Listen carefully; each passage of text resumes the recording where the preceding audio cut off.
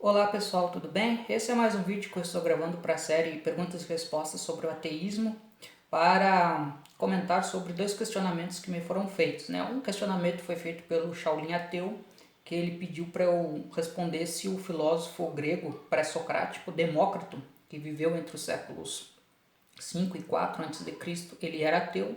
E a outra pergunta foi do Robinson da Silva, que ele na verdade pediu mais para eu fazer um comentário sobre o paradoxo de Epicuro, né, que trata da relação de Deus com a existência do mal, tá? Que é atribuído ao filósofo Epicuro, que viveu também na Grécia Antiga entre os séculos 4 e 3 a.C. Nessas duas questões, eu diria, elas convergem no sentido de permitir pensar um pouco a especificidade do ateísmo da antiguidade, ou no caso, da Grécia antiga. E para isso eu utilizo como referência, né, mais uma vez, tenho usado bastante meus vídeos, o livro do Minoir, História do Ateísmo, que tem um capítulo que ele fala sobre os ateísmos greco-romanos, tá?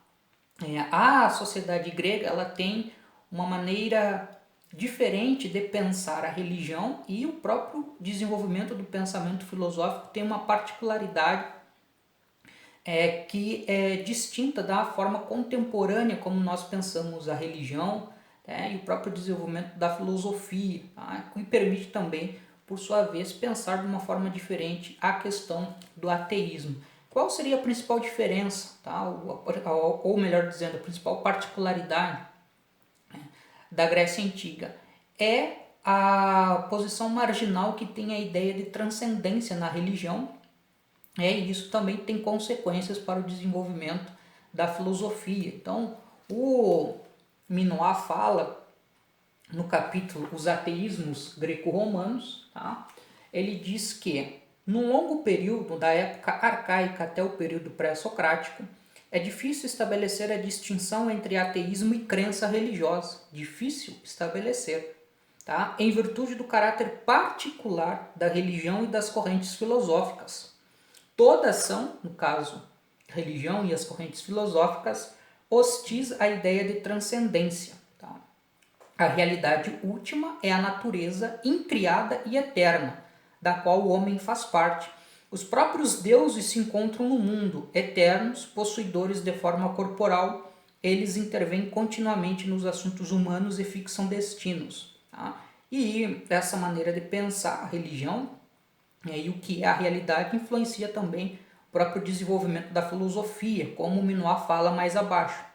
Nesse mesmo capítulo, as correntes filosóficas pré-socráticas, que abordam a realidade de um ponto de vista racional, e essa é a distinção da filosofia, né, misturam tanto a natureza quanto a divindade, privilegiando a tal ponto o primeiro termo que seu panteísmo intrínseco se aproxima muito do ateísmo. Tá? Então, no caso aqui, o que nós temos é uma visão de mundo na Grécia Antiga, onde a realidade comporta tanto o mundo material e o mundo dos seres mortais, como comporta também a existência dos deuses, os seres imortais. Tá? Então, o que a filosofia pré-socrática, né, que surge no século V na Grécia, né, por volta desse período, século V a.C., o que ela procura é entender de uma maneira racional, tá, o mundo físico, tá, estabelecer um princípio ordenador e que dá sentido ao mundo físico, mas esse princípio não necessariamente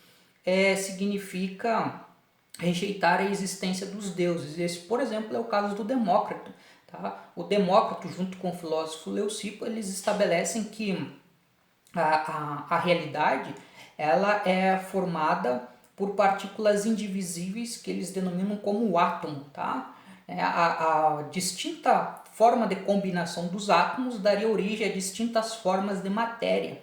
Mas para o Demócrito, até os deuses seriam formados por átomos. Então, o átomo é o princípio ordenador que dá sentido à realidade, né? Tanto a realidade mortal como a imortal. Tá? Então, ele não se coloca como alguém contrário à existência dos deuses. Já no caso do Epicuro e o paradoxo de Epicuro, né, nós temos aí uma questão bem interessante, porque, como eu coloquei, fiz a leitura aqui do Minoá, na Grécia Antiga era muito comum a ideia de que os deuses constantemente intervinham na vida humana. E o Epicuro, ele foi um pensador que ele tinha uma compreensão diferente. Para ele, os deuses não interferiam na vida humana, né? Os deuses viviam numa plenitude, tá?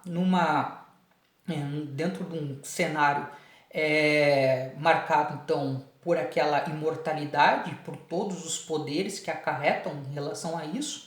Tá? E os deuses não tinham nenhum interesse, nenhuma preocupação com o destino dos seres humanos, o que leva o Epicuro a afirmar que caberia aos próprios seres humanos estabelecer um modo de vida, tá? Que desse sentido à sua existência e que, portanto, fosse o responsável pelo seu próprio destino. Né? De certo modo, o Epicuro, ele está aqui trazendo elementos para nós pensarmos, tá? uma existência sem nenhuma relação com Deus ou com deuses. Né? É um fermento para o ateísmo, sem dúvida. Né? Mas o Epicuro, ele também, né, partindo desse princípio, ele também acaba fazendo uma crítica à maneira como se pensava, de um modo geral, os deuses na Grécia Antiga, que são seres, indivíduos interventores na vida dos seres humanos. Tá? E, nesse caso, o paradoxo de Epicuro trata sobre uma concepção de Deus que une três características que são muito comuns em relação ao Deus cristão, que vai surgir posteriormente. Tá? Que características são essas? E aqui eu vou ler para vocês saberem sobre a questão do paradoxo de Epicuro. Tá? Então, o Epicuro, ou o paradoxo de Epicuro, fala sobre um Deus que tem três características centrais. Tá? Ele é ao mesmo tempo onisciente, onipotente e benevolente. E aí vem a questão da existência do mal. Então, o paradoxo de Epicuro estabelece que o mal existe no mundo. Tá? E se há um Deus que tem essas três características, ele é onisciente, onipotente e benevolente, como é possível que o mal continue existindo no mundo se esse Deus tem tanto poder sobre o mundo? Aí ele divide esse paradoxo em três pontos. Tá? Primeiro ponto: enquanto onisciente e onipotente, Deus tem conhecimento de todo o mal e poder para acabar com ele, mas Deus não o faz. Então Deus não é benevolente. Segundo ponto: enquanto onipotente e benevolente, Deus então tem poder para extinguir o mal e quer fazê-lo, pois é bom. Mas não o faz, pois não sabe o quanto mal existe e onde o mal está. Então Deus não é onisciente. E o terceiro ponto: enquanto onisciente e benevolente, então Deus sabe de todo o mal que existe e quer mudá-lo, mas não o faz porque não é capaz. Então Deus não é onipotente. Tá? Então nós temos aqui uma determinada concepção de Deus, formada por essa tríade de características, e a reflexão levantada pelo paradoxo do Epicuro coloca em xeque, tá? Essa concepção de Deus, mostrando sua fragilidade. Muitos pensadores posteriores vão questionar essa questão do paradoxo do Epicuro por enquadrar Deus dentro de um determinado modelo conceitual, tá? Que é esse Deus onipotente, onipresente, benevolente. Tá? E muitos pensadores, inclusive na filosofia, eu me recordo agora do Kant, no século XVIII, vão falar que Deus está para além da compreensão humana. Não é possível compreender Deus. Tá? Todo discurso sobre Deus acaba sendo um discurso limitador, porque não é possível falar sobre Deus. Tá? Mas, se não é possível falar sobre Deus, por que os seres humanos continuam até hoje falando sobre Deus? E aí eu me reporto a um outro filósofo, que é um filósofo do século XIX, o filósofo alemão Ludwig Feuerbach, tá? Que escreveu na década de 1840 o livro A Essência do Cristianismo. O que esse pensador diz em linhas gerais? Ele diz que Deus é nada mais, nada menos do que uma projeção das qualidades do ser humano, ou seja, o ser humano projeta em um objeto de caráter divino, que ele atribui um caráter divino às suas próprias qualidades, mas as suas qualidades sem nenhum traço de limitação.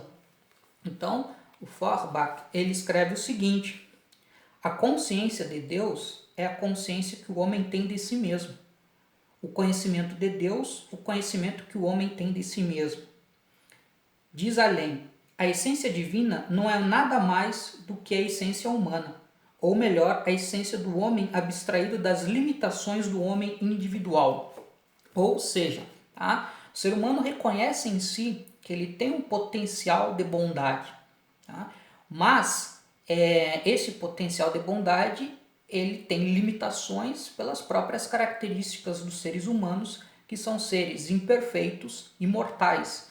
Então o que ele faz? Ele projeta em uma outra entidade, em um outro ser, as suas próprias qualidades, mas desprovidas de qualquer limitação. Então Deus não é apenas bom, mas ele é bom de uma forma suprema, tá?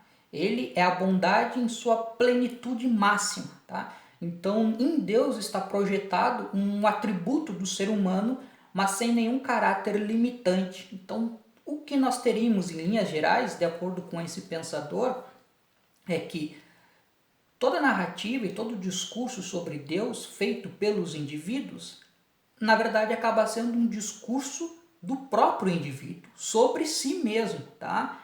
É o indivíduo que pensa sobre si, mas pensa, quando fala em Deus, de uma maneira que extrapola as suas limitações. E talvez esteja aí a razão do ser humano estar constantemente falando sobre um Deus, sobre a existência de um ser que cria o mundo e que dá um sentido ao mundo.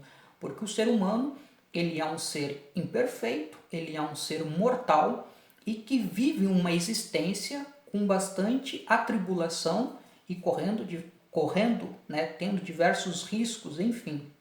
É uma existência marcada por uma insegurança.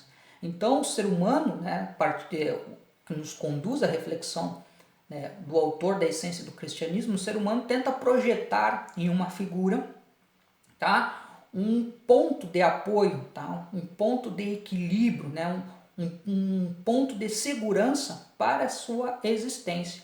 Né? Então, quando ele fala sobre Deus, ele fala, na verdade, sobre si mesmo e tenta encontrar nessa projeção uma segurança à sua existência. Tá? E aí vem a questão do ateísmo moderno. Tá? O ateísmo moderno que surge a partir do século XVIII, que tem sua matriz na filosofia iluminista, tá? É a tentativa de construção de uma visão de mundo desprovida ou que não carece mais da necessidade da existência de uma entidade criadora, tá? Cabendo a partir de então aos próprios seres humanos a responsabilidade pela criação de um sentido à sua existência. Uma tarefa fácil?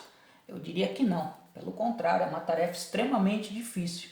Tá? Mas essa é, digamos, esse é o elemento, né, colocado pelas diversas correntes ateístas que vão surgir a partir do século XVIII, tendo como matriz o iluminismo, que o próprio Feuerbach será um dos representantes desse chamado ateísmo moderno. Tá? Então esses autores aqui que eu coloquei para vocês, depois eu vou deixar na descrição do vídeo as referências sobre esses autores que eu citei, e essas seriam as minhas respostas, né, baseado na leitura que eu fiz dessas obras. Tá? Então, desejo um abraço para todos e em breve eu retorno com mais vídeos para o canal.